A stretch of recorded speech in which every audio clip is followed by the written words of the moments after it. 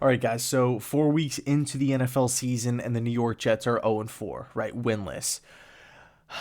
A lot has gone wrong within the first 3 weeks, and there was a lot that went wrong tonight. But I gotta say, tonight was by far the most exciting New York Jet game of the season. It was competitive. It went all the way down pretty much to the very end of the football game. So that was pretty encouraging. We did have a couple players step up and have solid performances, right? Pierre Desir had two really, really nice interceptions after getting, burned really bad by Jerry Jeudy earlier in the game, and then he had he let up a couple guys too throughout the game. But I mean, he had two really nice game-changing interceptions. Brian Poole had an interception, which was awesome to see. Sam Ficken was pretty much money from everywhere on the field, which was also awesome to see as well. Darnold, had moments here and there, like that run was no joke. I mean, that was one of the best plays I've seen all year. But, there was also some bad with Sam as well. Offensive line didn't really hold up. Wide receivers could not get open, right? Barrios, these guys, they just could not get open. And I feel like when they did get open, the trigger was just not pulled by Darnold. Like, he had guys open pretty much throughout the night, and he just wouldn't throw the football. Had happy feet, I guess, but that's because of the overall duress of the defensive line. So, tough game. It was sloppy. I mean, you take a look at the penalties. Both teams were penalized like crazy, man. The refs tonight they were really calling everything. They were calling ticky-tack fouls on both sides. It wasn't just the Jets here. But, we saw Darnold go out with the injury. We saw Flacco come in for a little bit. It was a roller coaster ride tonight. It's 11:50 right now, 11:50 p.m. The game didn't start till 8:15, I think. So, it was up and down, back and forth. Broncos, Jets. Melvin Gordon had a really good game for Denver. So, I know that there was a report before, earlier today, saying that Adam Gase is going to be safe as far as this week is concerned, right? No matter if the Jets won or lost, he was going to keep his job. So now, coming off of a loss, it's going to be interesting to see. I cannot wait to watch these pressers after, if I have the energy. Might have to save it until tomorrow, because that game took actually a lot out of me. But I really anxious to see what Gase has to say, what guys like Darnold and whatnot have to say after this game, because I did think that there were massive strides.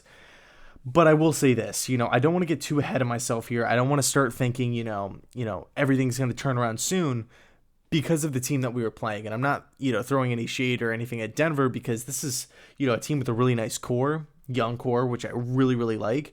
But the amount of injuries that the Denver Broncos have had, not only just throughout the season, but tonight as well.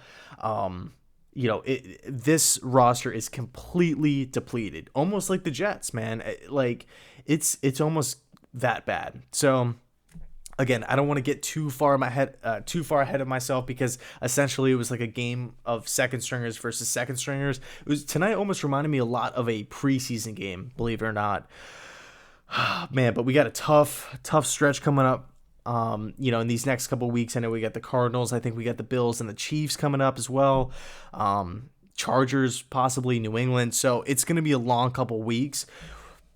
And like I said before, I don't know when the Jets organization will just, finally relieve Gase of his duties. But as we stand right now, we're 4 weeks into the season. They're 0-4, and they've gotten blown off the field in 3 straight games, or, the first 3 weeks.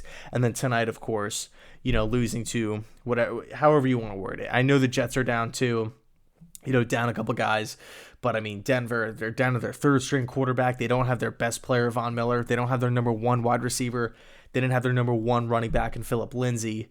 So brutal loss, but the weather was really bad.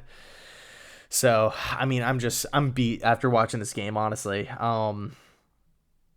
Yeah, a lot of mistakes from both sides. I mean, the interceptions from Rippon, it was definitely a roller coaster ride. I think that pretty much sums up, or is a good choice of words for how tonight went. Complete roller coaster ride, back and forth matchup all night. So, what were your takeaways from tonight's game? I saw some good, I saw some bad, I saw a lot of mistakes. and I'm kind of in the same boat I was kind of heading into this game, honestly. Like, I had a feeling that we were going to see some good because, especially for from Sam Darnold's point of view. I mean, people were just slamming this, everybody's kind of, there's people hopping off the Darnold bandwagon, and understandably so. And then with Adam Gase and whatnot, like, he backs Gase, and I expected Darnold to come out strong tonight, and I thought he did that early on in the game. And then just kind of once he came back because he left the game, once he came back, it kind of looked a little off. He just was not pulling the trigger. Like I said, he was missing a couple overthrows, or missing a couple guys on overthrows, and a little skittish in the pocket as well. Yeah, overall, we had some good, we had some bad. Let me know your thoughts down below in the comment section. And as always, thanks so much for watching, and go Jets.